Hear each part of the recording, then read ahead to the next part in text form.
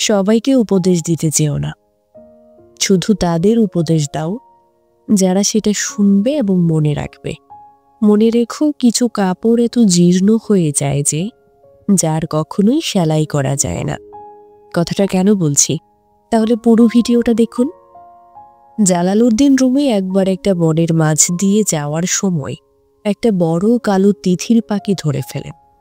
রুমি যখন ভাবছেন যে পাখিটিকে কিভাবে খাবেন তিনি, আগুনে ঝলসে নাকি তরকারি রান্না করে, এমন সময় পাখিটি বলে ওঠে, রুমি, তুমি তোমার জীবনে এত গোস্ত খেয়েছো যে অথচ এই আমিষের আকুতি তোমার শেষ হয় না।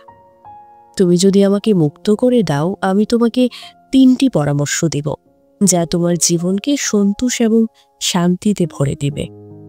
রুমি কিছুটা বিচলিত হয়ে বলেন, আমার হাতে বসেই প্রথম পরামর্শটা দাও। যদি আমার পছন্দ হয় তাহলে তোমাকে রাখবো, আর যদি পছন্দ না হয় সঙ্গে সঙ্গে তোমাকে হত্যা করব।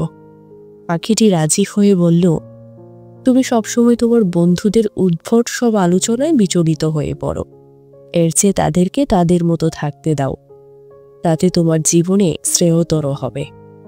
রুমি কিছুটা চিন্তা করে তিনি ভাবতে থাকেন, পাখিটার কথায় বোধ আছে, সুতরাং দ্বিতীয় পরামর্শটা তিনি দিতে বলেন। পাখিটা এবার তার দ্বিতীয় পরামর্শের কথা বলে, রুমি, অতীতকে কখনো পাল্টানো যায় না, সুতরাং বর্তমান মুহূর্তটাকে উপভোগ করো আর ভবিষ্যতের জন্য বাঁচো। যাই হোক, তুমি বড়ই বোকামি করছো।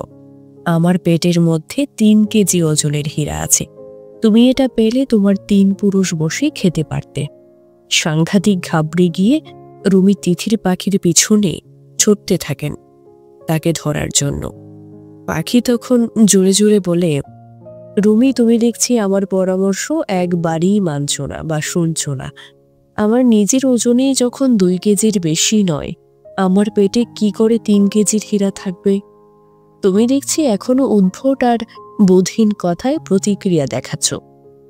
দ্বিতীয়ত, আমি এরই মাঝে তোমাকে ছেড়ে গেছি, তোমার জীবনে আমি এখন অতীতের বিষয়। পুরোপুরি স্তম্ভিত হয়ে রুমি তখন তৃতীয় পরামর্শের জন্য অনুরোধ করেন। তিথির পাখিটি বলে, শুনো রুমি, সবাইকে উপদেশ দিতে যেও না, শুধু তাদের উপদেশ দাও যারা সেটা শুনবে এবং মনে রাখবে। মনে রেখো, কিছু কাপড় এত জীর্ণ যে যা কখনো সেলাই করা যায় না।